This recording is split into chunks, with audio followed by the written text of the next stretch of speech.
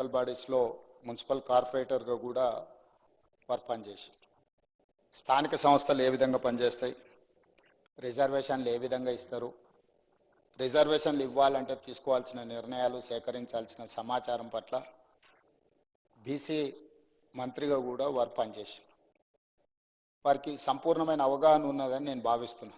నేను అవగాహన లేదని నేను అనడం లేదు.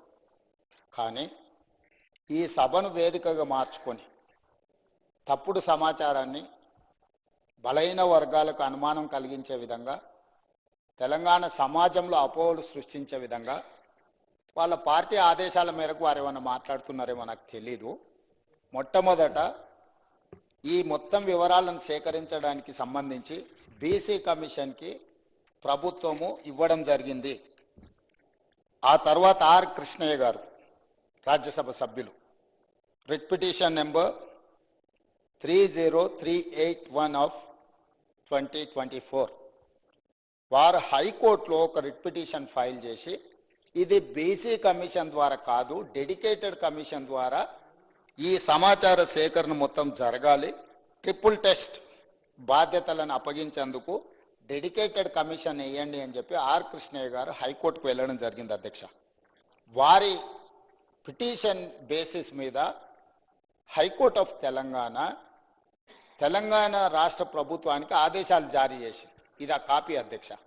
దాని ప్రకారము 24 అవర్స్ తిరిగే లోపలనే హైకోర్టు ఆదేశాలు ఇచ్చిన మరుక్షణం తెలంగాణ రాష్ట్ర ప్రభుత్వం చిత్తశుద్ధితో బలహీన వర్గాలకు ఎన్నికల సమయంలో ఇచ్చిన మాట నిలబెట్టుకోవాలి, 42% రిజర్వేషన్లు ఇవ్వాలి, 600 అయినా అక్కడు సూర్యుడు ఇక్కడ మొలిసినా ఇచ్చిన మాట నిలబెట్టుకోవాలని వారు ప్రాతినిధ్యం వహిస్తున్న గడ్డ మీద నుంచి 2004న శ్రీమతి సోనియా గాంధీ గారు తెలంగాణ ప్రజల యొక్క ఆకాంక్ష నెరవేరుస్తా అని చెప్పి ఎన్ని ఒడిదుడుకులు వచ్చినా, ఎన్ని అడ్డంకులు చేసినా, ఎంతమంది కుట్రలు పన్నినా, ఆంధ్రప్రదేశ్లో పార్టీ పూర్తిగా తుడిచిపెట్టకపోయినా, కేంద్రంలో అధికారం కోల్పోయినా, తెలంగాణలో రాజకీయ ఒడిదుడుకులను ఎదుర్కొన్నా ఇచ్చిన మాట నిలబెట్టుకోవడం కోసం శ్రీమతి సోనియా గాంధీ గారు ఒక సాహసోపేతమైన నిర్ణయం తీసుకొని తెలంగాణ రాష్ట్రం ఇచ్చిన పార్టీ కాంగ్రెస్ పార్టీ అధ్యక్ష. అట్లాంటి కాంగ్రెస్ పార్టీ నాయకుడు రాహుల్ గాంధీ గారు ఈ 42% బీసీలకు, బలహీన వర్గాలకు భారత్ జోడో యాత్ర సందర్భంగా ఇచ్చిన మాటను అమలు చేయడానికి చిత్తశుద్ధితో అన్ని రకాల ప్రయత్నాలు చేసి ఎక్కడ కూడా వారే చెప్పినారు, గతంలో బీహార్లో చేస్తే అడ్డంకులు వచ్చినాయి, రాజస్థాన్లో చేస్తే అడ్డంకులు వచ్చినాయి, ఇతర రాష్ట్రాలలో చేస్తే అడ్డంకులు వచ్చినాయి. ఆ విధమైన అడ్డంకులు తెలంగాణ రాష్ట్రంలో రాకూడదు, బలహీన వర్గాలకు మేలు జరగాలి అన్న ఆలోచనతోటి అధికారుల కమిటీని, కమిషన్ని, మంత్రులను కూడా ఆయా రాష్ట్రాలకు పంపించి అక్కడ మొత్తం సమాచారాన్ని సేకరించి అక్కడ చట్టపరంగా, న్యాయపరంగా ఎదుర్కొన్న సమస్యలను అన్నిటిని కూడా క్షుణ్ణంగా పరిశీలించి ఆ తర్వాత డెడికేటెడ్ కమిషన్ అపాయింట్ చేయడం జరిగింది అధ్యక్ష.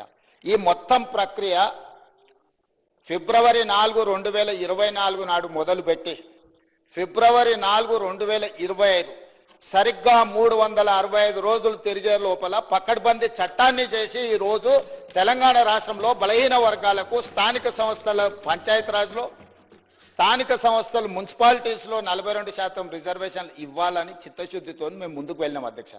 ఇదే కాదు, ఇదే శాసనసభలో మంత్రివర్గంలో తీర్మానం చేసి శాసనసభలో ఆమోదింపజేసి విద్యా ఉద్యోగ అవకాశాలలో 42% బిల్లును, అదేవిధంగా స్థానిక సంస్థల్లో 42% రిజర్వేషన్లు 2 బిల్లులను మేము ఆమోదించి గవర్నర్ గారికి పంపించినాం అధ్యక్ష. గవర్నర్ గారు వాటిని ఆమోదించకుండా రాష్ట్రపతి గారికి పంపించారు. దాదాపుగా 5 నెలల నుంచి ఆ 2 బిల్లులు రాష్ట్రపతి గారి దగ్గర ఉన్నాయి అధ్యక్ష. ఈలోపు స్థానిక సంస్థల ఎన్నికలు నిర్వహించడం లేదు, ఆలస్యమైందని కొంతమంది హైకోర్టుకి వెళ్తే తెలంగాణ హైకోర్టు మాకు ఆదేశాలు ఇచ్చి సెప్టెంబర్ 30 తారీఖు లోపల ఎన్నికలను పూర్తి చేయండి అని ఆదేశాలు ఇచ్చింది. ఆదేశాలు ఇచ్చినప్పటి నుంచి 30 రోజుల లోపల రిజర్వేషన్లను కూడా నిర్ధారించండి అని చెప్పి ఆదేశాలు ఇవ్వడం జరిగింది అధ్యక్ష. హైకోర్టు ఆదేశాల మేరకు ఉన్న పరిస్థితులను, చట్టాలను అన్నిటిని పరిశీలిస్తే 2018లో చంద్రశేఖరరావు గారు తీసుకొచ్చిన పంచాయతీరాజ్ యాక్ట్, గంగ్ల కమలాకర్ గారు బీసీ మంత్రిగా ఉండుకుంటూ తెచ్చిన చట్టం ఏంటంటే 50% పరిమితికి లోబడి మాత్రమే ఎన్నికలను నిర్వహించాలి, 50% రిజర్వేషన్ల పరిమితికి లోబడి పంచాయతీరాజ్లో కానీ 2019లో తెచ్చిన మున్సిపల్ యాక్ట్ ప్రకారం కానీ 50% పరిమితికి లోబడి రిజర్వేషన్లు ఇవ్వాలని చట్టాలను తీసుకొచ్చింది. ఒకటి గంగ్ల కమలాకర్ గారు, రెండో మున్సిపల్ చట్టం తీసుకొచ్చింది వారి యజమాని. ఈ రెండు చట్టాలు గుదిబండగా మారి అడ్డంకిగా మారడంతో ఈ ఎన్నికలు నిర్వహించడానికి మా ప్రభుత్వం చిత్తశుద్ధితోటి ఎంబడే ఆర్డినెన్స్ తీసుకొచ్చి ఈ అడ్డంకిని తొలగించండి అని మళ్ళీ ఆర్డినెన్స్ గవర్నర్ గారికి పంపించిన అధ్యక్ష. గవర్నర్ గారు ఆ ఆర్డినెన్స్ కూడా వీళ్ళ మాటలు నమ్మి, ఒకప్పుడు ఆయన ఒక రాష్ట్రానికి ఆర్థిక మంత్రి, ఒకప్పుడు ఈ రాష్ట్రానికి ఆర్థిక మంత్రిగా పనిచేసిన ఆయనకి ఇద్దరి మధ్యలో మిత్రులతో ఉండి తెర వెనుక లాబింగ్ చేసి ఇది కూడా రాష్ట్రపతి గారికి పంపించండి చెప్తే ఈ ఆర్డినెన్స్ కూడా రాష్ట్రపతి గారి దగ్గరకు పోయింది అధ్యక్ష. ఆ రోజు ఆర్డినెన్స్ ఎందుకు తెచ్చినాం అధ్యక్ష? అత్యవసరం ఉండి శాసనసభ మనుగడ నడవడం లేదు కాబట్టి ఆర్డినెన్స్ తీసుకొచ్చి పంపించినాం. ఈ రోజు శాసనసభ ఉన్నది కాబట్టి ఆర్డినెన్స్ రాష్ట్రపతి నుంచి ఆమోదం పొందలేదు. ఎప్పుడైనా అత్యవసరంగా ఆర్డినెన్స్ తెస్తే ఆ తర్వాత వచ్చే శాసనసభలో బిల్లు ఆమోదించుకుంటాం. ఇవాళ ఆ బిల్లులు తీసుకొచ్చి ఇక్కడ పెట్టి వీటిని ఆమోదించండి అని అంటే ఏమాత్రం ఇప్పుడు గంగ్ల కమలాకర్ గారు మాట్లాడింది చూడండి అధ్యక్ష. 42% రిజర్వేషన్లు బలహీన వర్గాలకు వస్తే మొదటి వరుసలో గంగ్ల కమలాకర్ సంతోషంగా ఉంటాడని చెప్పిండు. వాళ్ళ నాయకుడు చంద్రశేఖరరావు, వాళ్ళ నాయకుడు తారక రామారావు, వాళ్ళ నాయకుడు హరీష్ రావు సంతోషంగా ఉంటాడని చెప్పలే. ఆయన స్పష్టంగా చెప్తున్నాడు వాళ్ళకి సంతోషం లేదు, వాళ్ళకి దుఃఖం ఉన్నది, వాళ్ళకి బాధ ఉన్నది, వాళ్ళు కడుపు నిండా విషం పెట్టుకొని ఉన్నారని చెప్పి గంగ్ల కమలాకర్ గారు స్పష్టంగా చెప్పారు. నాకు కూడా తెలుసు గంగ్ల కమలాకర్ గారు అభినందిస్తారు దీన్ని. కానీ ఆయన బాధల్లా వెనకాల కూర్చొని నడుపుతున్న ఆయన సమస్య. సో అందుకోసమని ఈరోజు మీరు చెప్తున్న జీవోలు ఏవైతే ఉన్నాయో అధ్యక్ష,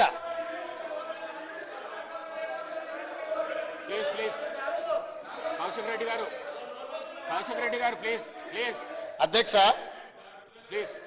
బీసీ కమిషన్ కి ఇచ్చిన జీవో అయినా లేకపోతే డెడికేటెడ్ కమిషన్ కు ఇచ్చిన జీవో అయినా బలహీన వర్గాలకు 42% రిజర్వేషన్లు ఇవ్వాలన్నదే ప్రభుత్వం యొక్క ఆకాంక్ష, చిత్తశుద్ధి అధ్యక్ష.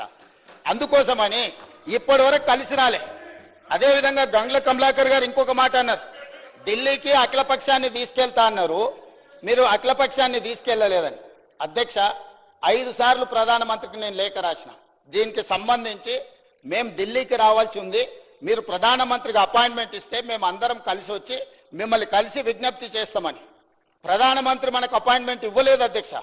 ప్రధానమంత్రి అపాయింట్మెంట్ ఇవ్వకపోతే పార్లమెంటు జరిగేటప్పుడు ప్రధానమంత్రిని కేంద్ర ప్రభుత్వం మీద ఒత్తిడి తీసుకురావడానికి జంతర్ మంతర్లో మేము దీక్ష పెడితే, జంతర్ మంతర్లో ధర్నా చేస్తే దాదాపుగా 100 మంది పార్లమెంట్ సభ్యులు ఇతర రాష్ట్రాలకు సంబంధించిన వాళ్ళు వచ్చి తెలంగాణ బీసీ రిజర్వేషన్ 42కు మద్దతు పలికినరు.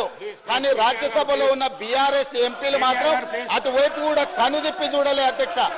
బలహీన వర్గాల తరఫున మాట్లాడుతున్న గంగ్ల కమలాకర్ కూడా ఆ వైపు రాలేదు అధ్యక్ష.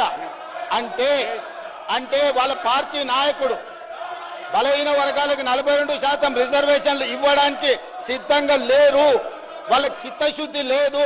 ఇవాళ కూడా ఈ గందరగోళం సృష్టించి బలహీన వర్గాలకు సంబంధించిన రిజర్వేషన్ల బిల్లు ఆమోదం చెందకుండా ఒక అబద్ధాల ప్రాతిపదికన ఈరోజు మాట్లాడుతున్నారు అధ్యక్ష. అందుకే ఇలాంటి వాళ్ళకి కనువిప్పు కలగడానికి ఫిబ్రవరి 4 ప్రతి సంవత్సరం సోషల్ జస్టిస్ డేగా నడుపుకోవడానికి ఇదే సభలో మా మిత్రులు పొన్నం ప్రభాకర్ గారు తీర్మానం ప్రవేశపెడితే ఆమోదించిన అధ్యక్ష. ప్రతి సంవత్సరము బలహీన వర్గాలకు న్యాయం చేసినందుకు బలహీన వర్గాల ఆత్మగౌరవాన్ని పెంచడానికి ఫిబ్రవరి 4 తారీఖును సోషల్ జస్టిస్ డే కింద జరుపుకోవాలని నిర్ణయించిందే ఈ ప్రభుత్వం. మిత్రుడు పొన్నం ప్రభాకర్ గారు మంత్రి గారు ప్రవేశపెట్టిన తీర్మానం అధ్యక్ష. ఈ ప్రభుత్వం చిత్తశుద్ధిని, మీరు తప్పులు చేసిండ్రు, మీ తప్పులకు ప్రజలు శిక్ష విధించిండ్రు, ప్రజలు ఒక తీర్పు ఇచ్చిండ్రు, ప్రజలు ఇచ్చిన తీర్పు మేరకు ప్రజాప్రభుత్వం ఏర్పడ్డది. ఈ ప్రజాప్రభుత్వం ప్రజలకిచ్చిన మాట ప్రకారం వాటిని అమలు చేస్తుంది. అమలు చేయడానికి మీరు సహకరించండి. ఒకవేళ మీరు సహకరించము, మీ బుద్ధే మారలేదంటే మళ్ళీ ప్రజలు మళ్ళొక తీర్పు ఇస్తారు. ఆ హోదా కూడా మిగిలదు చివరికి. కాబట్టి దయచేసి వీళ్ళు రాలే వాళ్ళు రాలే, అంతకంటే ముందు రాహుల్ గాంధీ గారు ఏం చేసిండ్రు, ఏం మాట్లాడినరు, ఏం హామీ ఇచ్చిండ్రు, ఏ నిర్ణయం మేరకు ముందుకు వెళ్తున్నామో వీళ్ళు మాకు సూక్తులు చెప్పాల్సిన అవసరం లేదు అధ్యక్ష. వాళ్ళ నాయకుని మొదట సభలో వచ్చి కూర్చోమనుండ్రు అధ్యక్ష. రాహుల్ గాంధీ వచ్చిండా లేదా, రాహుల్ గాంధీ ఆదేశం లేకుండా రేవంత్ రెడ్డి గారు ఇక్కడ ఈ నిర్ణయాలన్నీ చేస్తాడా అధ్యక్ష?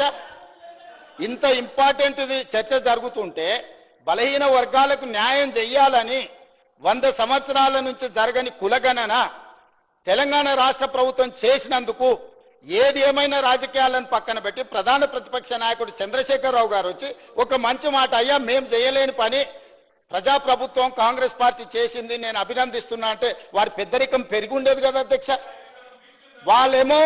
వారేమో రారు, ఇక వచ్చిన ఆయననేమో గిట్లున్నాడు, ఎట్లున్నాడో మీకే కనిపిస్తుంది ఆ పైనుంచి.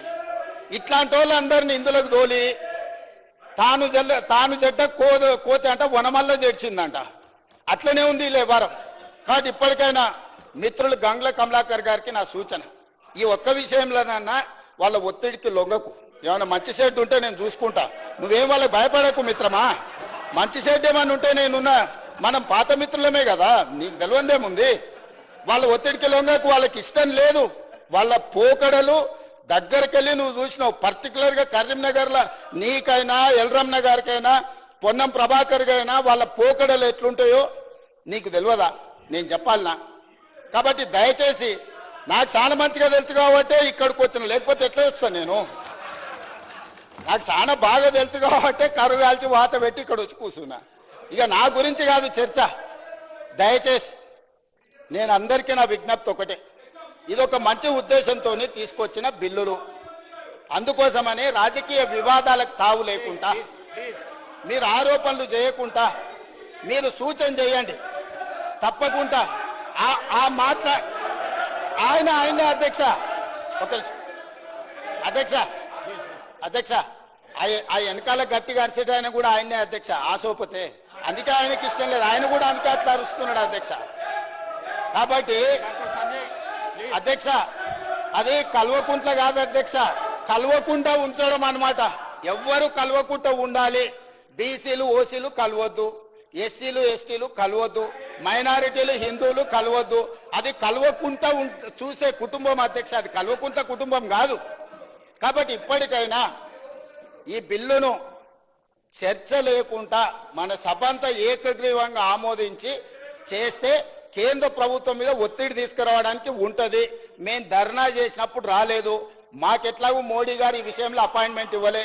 మిత్రులు పాయల శంకర్కి ఢిల్లీలో మంచి ఇన్ఫ్లుయెన్స్ ఉంది, మోడీ గారు అపాయింట్మెంట్ ఇప్పిస్తే మనందరం కలిసి వెళ్ళి రాష్ట్రపతి గారి దగ్గర పెండింగ్ ఉన్న విద్యా ఉద్యోగ అవకాశాలకు సంబంధించిన బిల్లు, అదేవిధంగా రాజకీయ స్థానిక సంస్థలలో రాజకీయ రిజర్వేషన్ల బిల్లు, ఇప్పుడు చంద్రశేఖరరావు గారు 50% నియంత్రించుకుంటూ ఏదైతే తెచ్చిండో వారు తెచ్చిన బిల్లు వల్ల పంచాయతీ రాజులో ఎస్సీ ఎస్టీల రిజర్వేషన్లు తీస్తే ఆల్మోస్ట్ 27% పోతాయి అధ్యక్ష.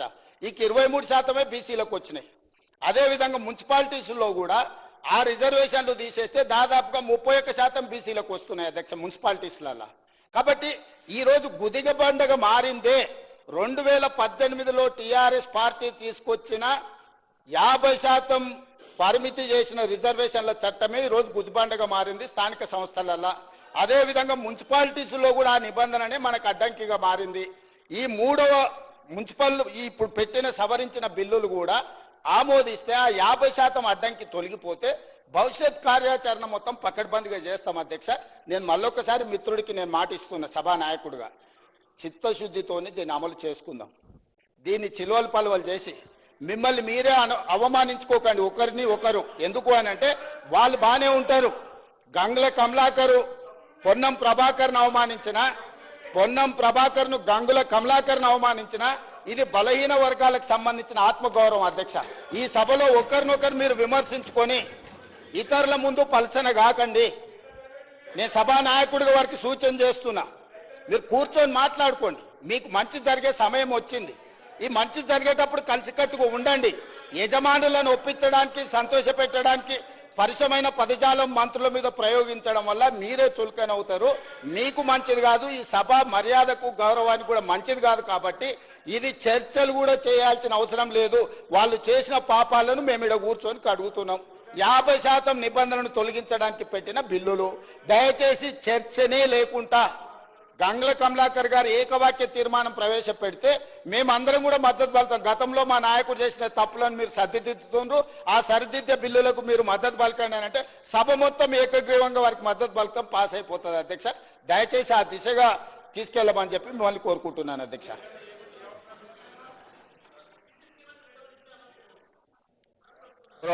గౌరవ ముఖ్యమంత్రి గారు అన్నాడు సార్, మేము ఎక్కడ కూడా నేను ఇది బిల్లు పాస్ అయ్యి 42% రిజర్వేషన్ రావాలని కోరుకున్న వ్యక్తి మొదటి వ్యక్తి అన్నారు సార్. నేను కాదు సార్, మా పార్టీ కూడా కోరుకున్నది సార్. నేను మాట్లాడింది నేను ఒక్కని కాదు సార్, గౌరవ ముఖ్యమంత్రి గారు ఉన్న పర్సన్ కాదు సార్. నేను మాట్లాడేది on behalf of the BRS party. మా బీఆర్ఎస్ పార్టీ కోరుకున్నది కాబట్టే ఇది కావాలని కోరుకున్నా సార్. సరే దాన్ని డీపోను సార్. గౌరవ